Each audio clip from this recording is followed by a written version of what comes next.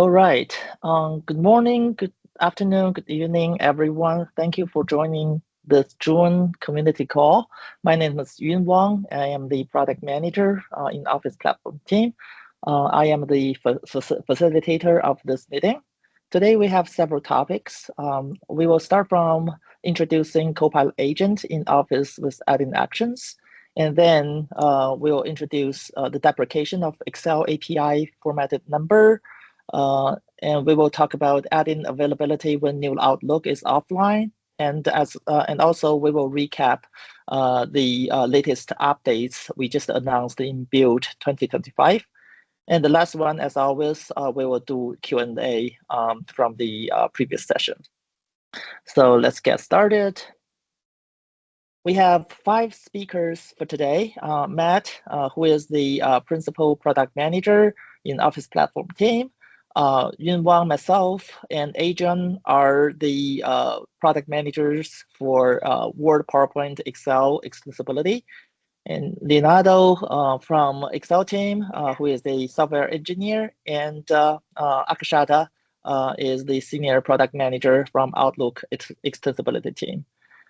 So now I will hand off to Matt. Matt, can you take the control? And we'll start from the first topic. I don't see how to take control here, actually. I think I have to be a presenter. Do you want me to just go ahead and do, well, we can go forward because I think I'm going to hand back to you in just a second. So if you don't mind advancing the slides for me. Okay, sure, of course. Thank you, and I appreciate it. Hi, I'm Matt Geimer. As you mentioned, I'm a product manager in the Office Platform team, and I've been working on add-in actions for agents, which is now in public preview across Word, Excel, and PowerPoint. We have been working quite a while to bring this to our public preview, and I'm really excited to share it with you today. So thanks for joining, and if you have questions, go ahead and put them in the chat. I'll go ahead and follow up on any questions during some demos, and I'll stick around a little bit after this section as well to answer any questions you may have. Great. So, Yun, if you want to go to the next slide.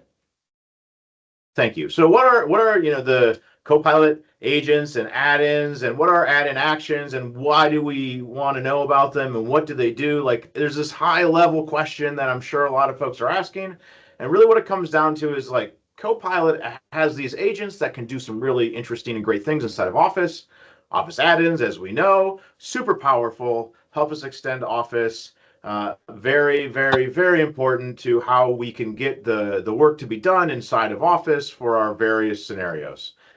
Adding those two things together, we can actually get a much more powerful scenario where we have an add-in that maybe can do the formatting that the agent can't do on its own, or we can do certain scenarios like track changes, and again, this is all on the slide here, but at the end of the day, really, we're calling out here that add-in actions are extending the ability of the Copilot agent inside of Office specifically to utilize an Office add-in to do some work using the existing framework that agents have. So this is going to be a little bit talking about agents, but also a little bit talking about add-ins. So if you're not familiar with agents, you should definitely go check out some of the links we have in the deck about agents and specifically declarative agents. Also, we do have some new documentation on our Learn site around combining agents and add-ins, and I believe it's under the UX section.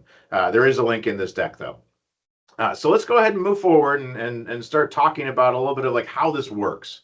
So agents and add-ins can be combined together using the Unified Manifest. The Unified Manifest is something that we've been talking about in the Outlook world quite a bit, but now it's currently Word, Excel, PowerPoint preview. That's been something we've been working to bring forward for quite a while, and that's where our agents also live. So you can combine an agent declaration and a add-in declaration inside of a unified manifest. And by bundling those things together, along with what we're going to talk about here and show how it works in just a minute, we'll be able to actually point back and forth between the agent and the add-in to enable the add-in to be called by the agent and for that agent to get data back from that add-in.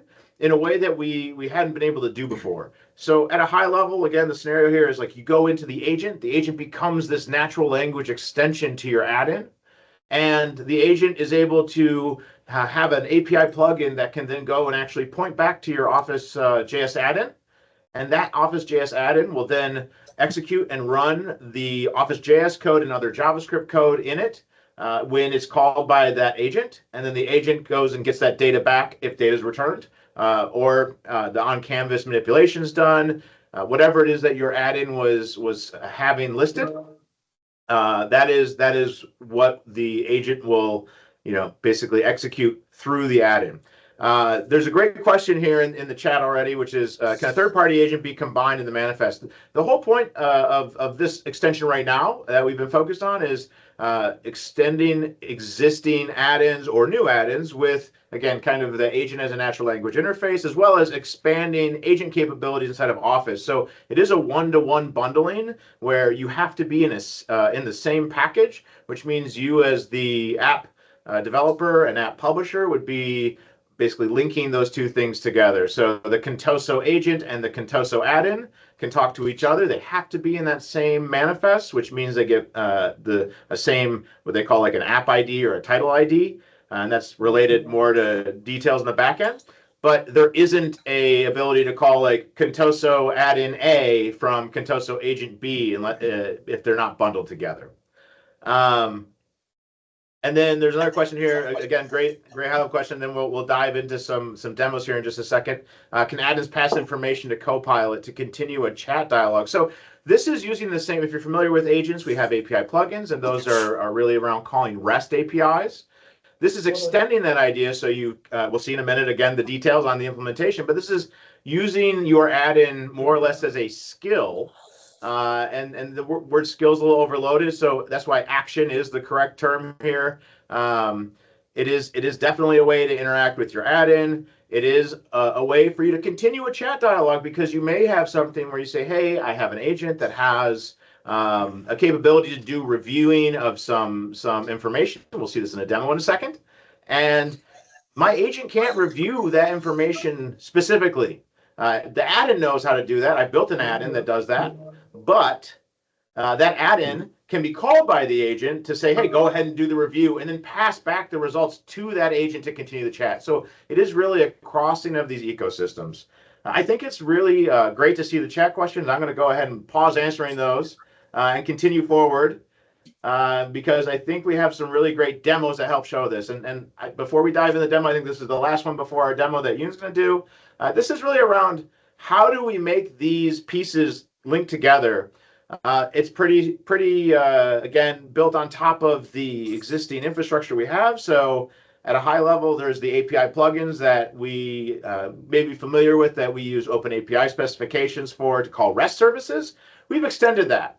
And we have a very similar mechanism using that. We also have the exact same mechanism for including it in our declarative agent, which is using the actions or the API plugin as the actual way to define that. And then in the unified manifest, if you're familiar with the add-in commands, we have actually extended the execute function. So this slide needs to be updated on my side, but the type execute function in number 1 there is now actually called execute data function, which that is only for when a Copilot agent is going to be calling into an add-in. And those specific mappings across those files is how you get from the unified manifest, knowing that you have an add-in that has a function.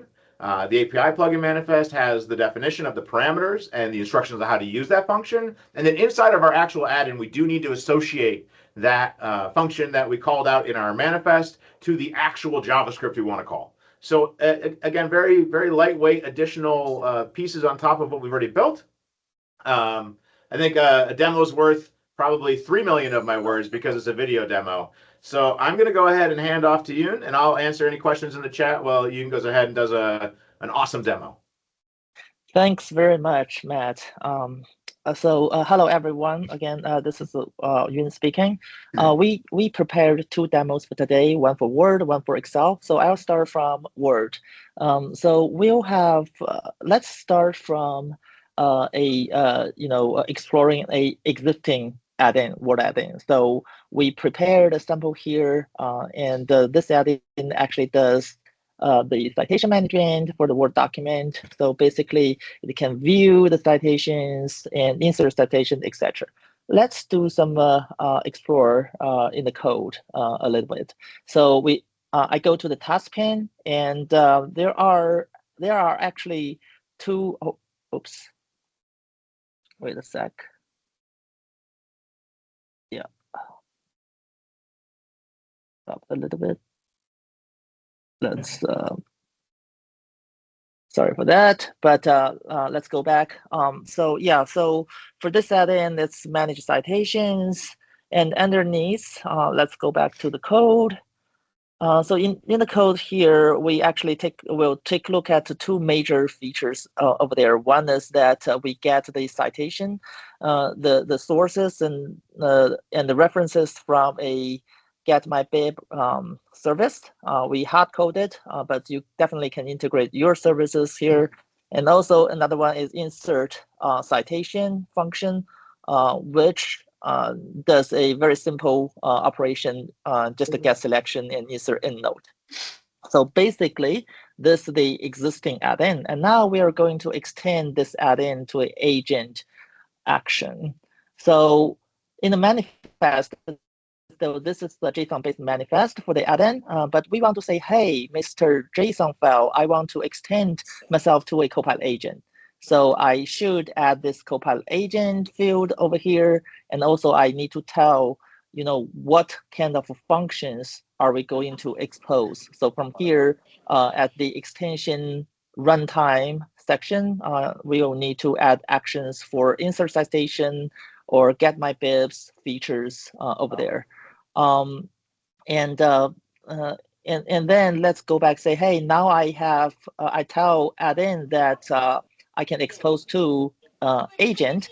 Now I'm going to open the declarative agent manifest so that the agent, when people talk with the agent, people will know that, how to find this action and how to call the API.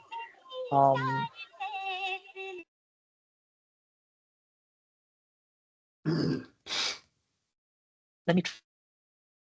We will do the detailed configurations of each function here. For example, the citation here, we'll need to talk about tell the agent, say, hey, we will call an API with one parameter, and we'll call another get my bib API when people type in the natural language into the Copilot. So we have put the instructions of how this API will get called for reasoning, etc.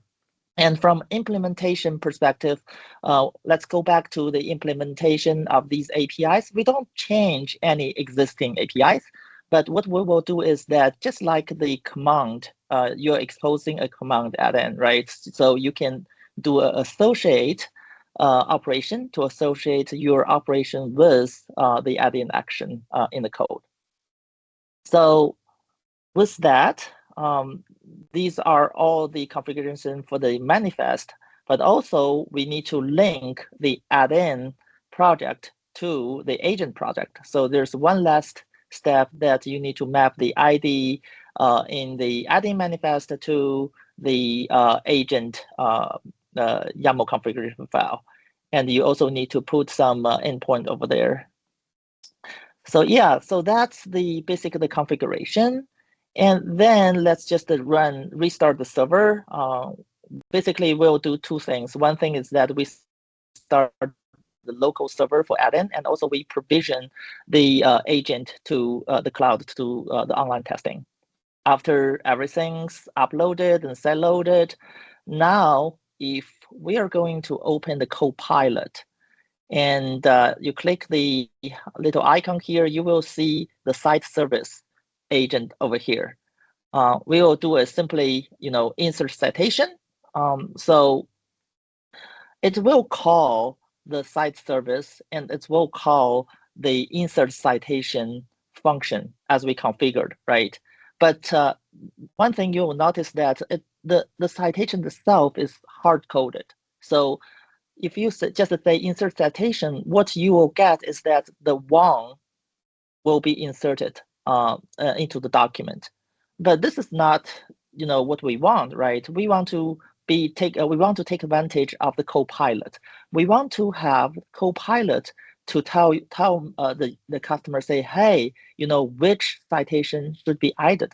So here we add the instruction reasoning steps for Copilot agent, say, hey, every time you want to insert a citation, please call get my bibs first, which will get all my bibs, all my resources, and then let the Copilot to select the best matching resources and cite it in my document.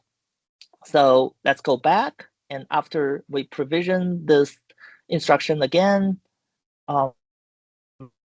and we'll see that this time we will still do a insert citation. But one thing different here is that we select one paragraph here, and instead of directly calling insert citation function, the Copilot agent will call the get my bibs first, because we ask the agent to do so. And then, the agent will pass the result to Copilot, and Copilot will try to match, which one is the best one to be cited. So in this case here, you will see, oh, okay, the Copilot find one. So this is the one of the 4 resources that Copilot helps to the user to select. And then if you click on the citation here again, you will see that this pairwise testing document has been cited.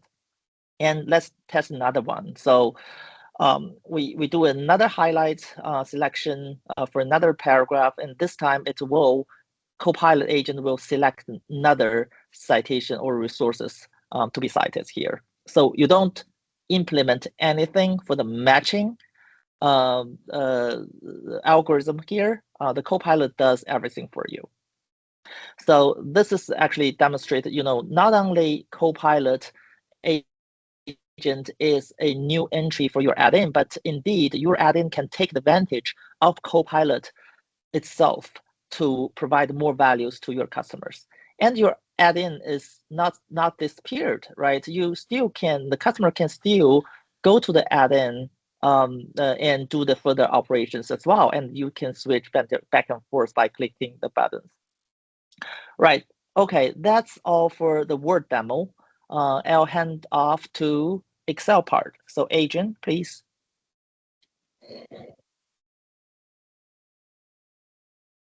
Yeah, no problem. So I am taking control of this slide. Could you please help me change to the next slide, or if I click, they will continue to play the video. Okay. Thank you. Yeah, so thank you, Yun and Matt, for sharing us about how the AAA, our current add-in can add a agent capabilities and in a very easy way to make this happen. And we have seen like how it can work in Word. And right now we want to show you a case in Excel. And very cool thing is that this is actually a real case. So we got this privilege to work with Volixo, which is one of our very important partners in the Excel JS adding ecosystem. So a little bit introduction about Volixo. Volixo is a financial ERP, and it can help users to do the reporting and also automations on to link the remote service, for example, like the remote ERP solutions like Accountmatica into Excel, so that users can have a synchronized experience. So we actually have a video here, but seems like we actually have a real case, so we're like to do a little bit more excited. So we want to share you today with a real case demo. So you see our engineer Zhang Wing has already shared the monitor. So let's get started. So right now you can see, look into the Excel ribbon. What you see here is a complete Volixo capability, just adding capability. So it's very complete. A lot of users, they are rely on these capabilities to work on their daily life. And right now, what we're going to do is that we want to add, based on all the development process you have seen, we can easily change the beautiful just adding capability with 1+ Copilot capability. So we can start from logging into the solution and okay, yeah. So as you can see, like Yun is helping us to demonstrate. Right now we're connecting to the Volixo solution. Right now these parts are still just adding, but you will soon see how it can be turned into a Copilot. I see someone raised hand.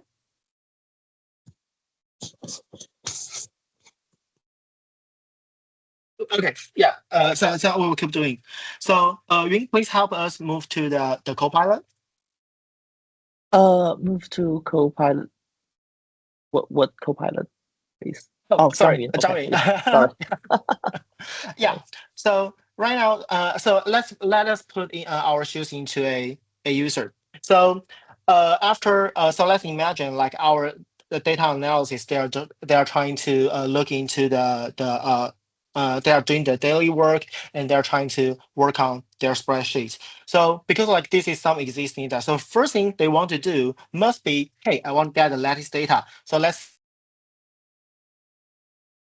help us to refresh the data in this complicated financial report. So as you can see, first of all, we have some like suggestion here already.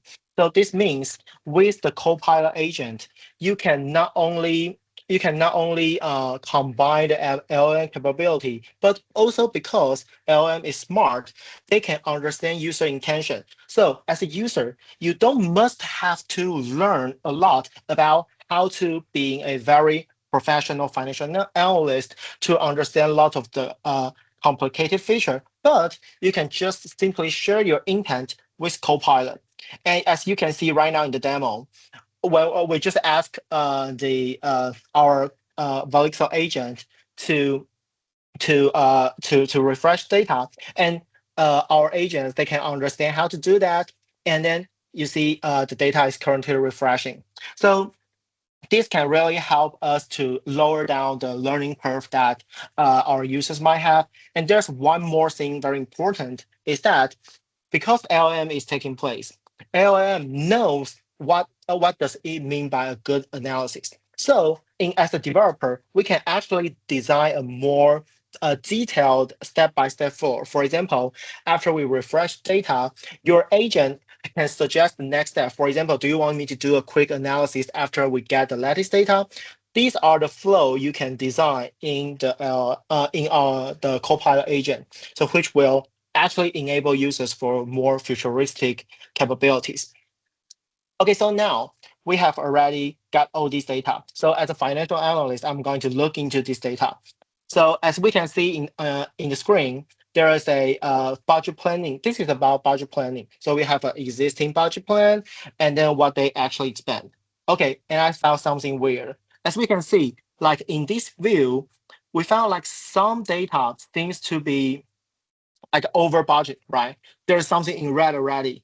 So what we want to do in the past, we might need to like, the data analysts, they might need to do a lot of things. But right now with agent, we just ask agent about what happened. So we can actually working on that and ask our Volixo agent about, hey, what's going on with it? Let's drill down into that data to see why it's over budgeting. Here, we're using the capability that Wang Yun just shared with us. We're leveraging the existing JS capability. So your Copilot can be very, very powerful. It can streamline all the existing web adding capabilities into a very smooth flow. So right now you can see the Copilot, they had already understand our intention, and they are using the right add-in capabilities, adding skill to get the drill down data. So this is how we imagine with agent capability, your users, they can really streamline their day-to-day work experience. Okay, so we're going to give back to Sharing and Matt for the closing. Thank you. Awesome. Thank you for those demos. Yun, you want to go ahead and share the deck again? Awesome. Yep.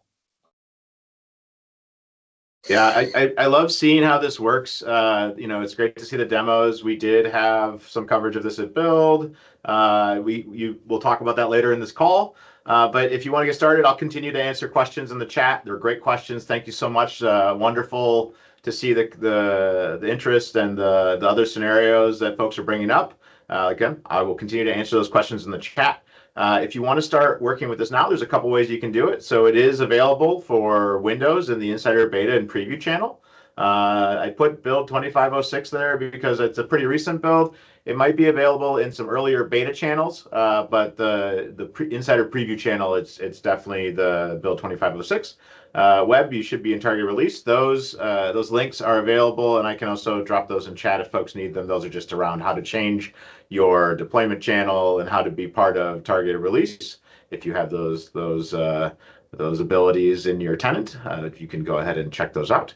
And then from a how do I go and learn more about this? I did drop this link in chat already, which is combining Copilot agents with Office add-ins, which is in preview. That's the link I put in chat earlier. And then from a tooling perspective, we have some early tooling that actually creates a sample project with some very basic add-in actions.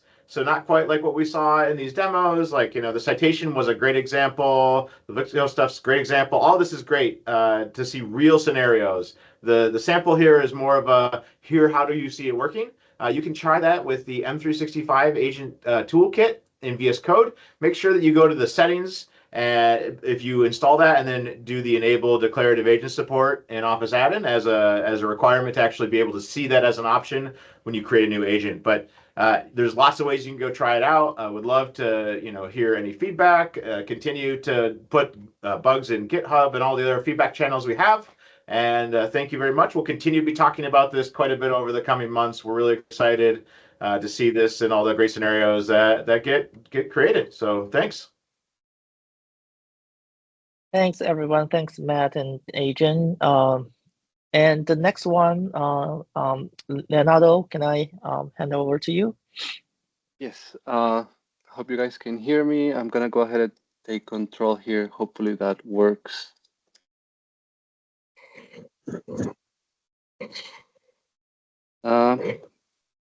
Perfect. It seems like it's working.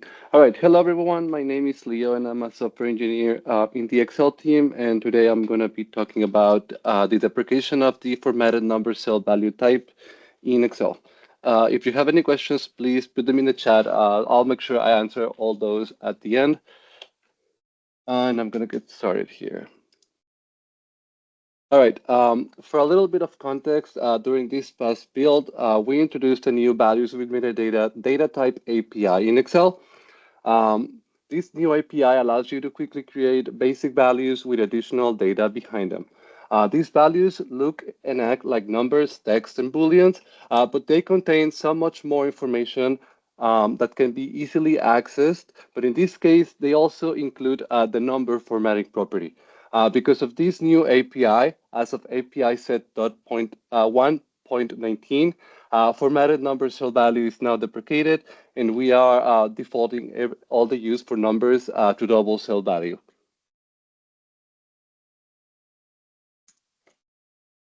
So what does this mean exactly? Going forward, all numbers with or without metadata, including the number format property, will be read out as double cell value when serializing or reading out through the values as JSON API.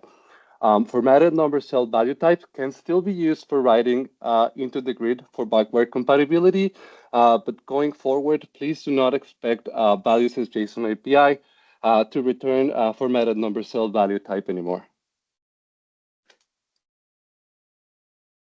As an add-in developer, do I need to do anything to my add-in? That really depends on your add-in and its requirements. To maintain backward compatibility with older Excel clients, you can use the following code to officially support this deprecation while you maintain compatibility with the types. And this only applies to whenever you want to write a value into the cell, or if you're doing custom logic after reading based on the cell value type property. About availability of this change, you can expect this to be available in the upcoming weeks, starting in the following builds for Win32 and Mac. And that's pretty much it. Thank you, everyone. If any questions, I'm happy to answer them.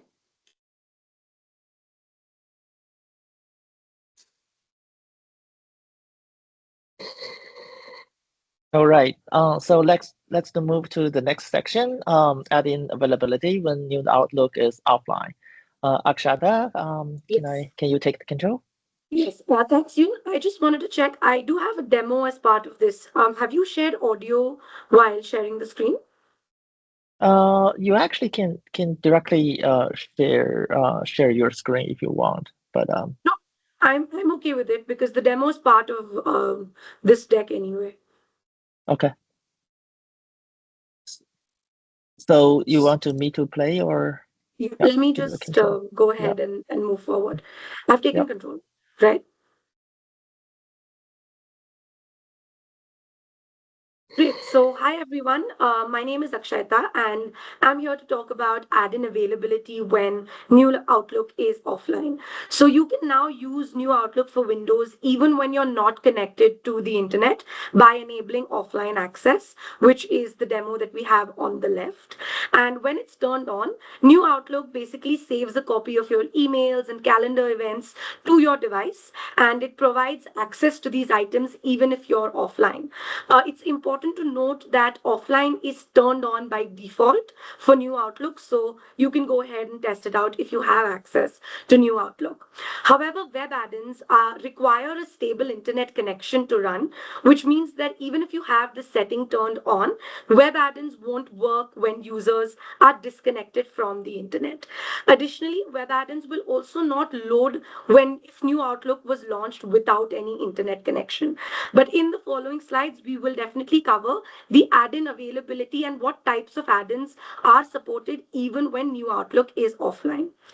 So the table that you see now represents how add-ins will behave in different offline scenarios for New Outlook for the on message send event. So at first, if you launch Outlook without any internet connection, you won't see any add-ins in the ribbon or the action bar. And if you have event-based add-ins installed, Outlook won't be able to activate them because Outlook won't really know which add-ins have been installed. And we understand that this might be concerning for security scenarios where organizations may want to control items that are sent even when users are offline. So administrators can actually use the on-send add-in enable policy to control this.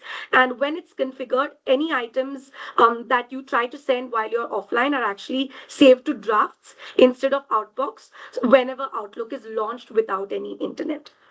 Next, if a connection is established after Outlook was launched, your installed add-ins are then going to load on the ribbon and the action bar. And now if you try to send an email from Outlook, it will have fetched all of your installed add-ins and all event-based activations should work as expected once they load in the client. If your machine loses internet while you're using Outlook, you won't be able to activate any of your installed add-ins. And this holds true for both task pane add-ins and event-based add-ins. But if you have smart alerts add-ins enabled, this is where we provide a more secure environment for all of our users. So if your add-in actually implements soft block or prompt user, we'll allow the item to go to Outbox and it will get sent once the user is reconnected. But if the user has an add-in that implements block user, instead of sending it to Outbox, we'll actually send it to drafts, which means that the user needs to manually send it again once Outlook is reconnected. And this helps keep Outlook super secure because if you have an add-in that has block user implemented, we are ensuring that no item leaves your Outbox without the necessary add-ins running on them. And lastly, if a connection gets re-established, then both your then your task pane and your event-based add-ins both will start to work again. Just that the items that had moved to the drafts folder require a resend by the user manually, so that the relevant smart alerts add-ins can be activated. So in this way, we've basically mimicked the behavior from classic Outlook onto new Outlook so that users that are migrating don't face any regressions when they migrate. I have a quick demo of how it works when you have a hard block add-in installed. Let me just play it and I'll see if the audio is working. So it's not really working, but I'll quickly walk through it. This is basically a demo of how it's going to behave when you're disabled from the internet. Basically, if you are disconnected from the internet, you can still send emails from New Outlook. And before we made these changes, if you tried to send an email while you were disconnected, the item would actually go to Outbox. And because you don't have any internet access, none of your add-ins would be invoked. You would also see that this item is queued for send. And when reconnected, the item will automatically get sent without the add-in being run, which could be a security vulnerability for a lot of organizations.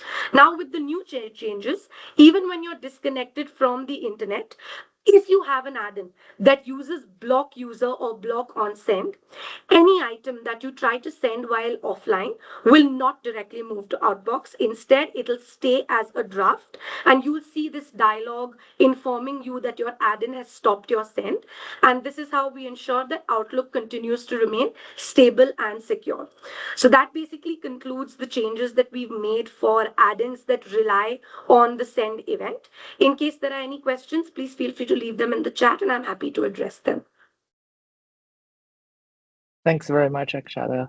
I'll go to next page. All right, the next topic, we're doing a recap of what we have announced for Build 2025. We have a couple of great new features here. Of course, we have Copilot agent, add-in actions support announced, and we also have different API updates for Word, PowerPoint, Excel, and Outlook. We also announced several new features for add-in distributions, as well as the tooling support, including the new features in the Microsoft 365 Agent Toolkit, formerly known as Teams Toolkit, and also we will do the preview of GitHub Copilot extension in the Agent Toolkit. So here I have a link here, so which will lead you to the announcement letter we have published. So please do visit them and explore. And Q&A section, so we have two questions from last week. The first one is for Outlook. Since event-based activation are disabled for app source installation by end user, do you have an ETA on restoring this functionality? The answer is this has never been supported, but we are working on providing ways to enable this scenario. Just stay tuned. Next one, why can Outlook add-in dialogues only have their width or height specified in percentages? There's no JS exposed way to access the actual screen width or height to calculate correct percentage. And this means dialogues on desktop Outlook clients will open at an unknown size based on the screen dimensions. This issue has been raised multiple times on the Office.js GitHub and Stack Overflow over the last 6 years. The answer is Office add-ins are designed to work seamlessly across different platforms and devices. Using percentage-based dimensions allows the dialog to scale relative to the host application's window, ensuring better adaptability across varied screens, resolutions, and DPI settings.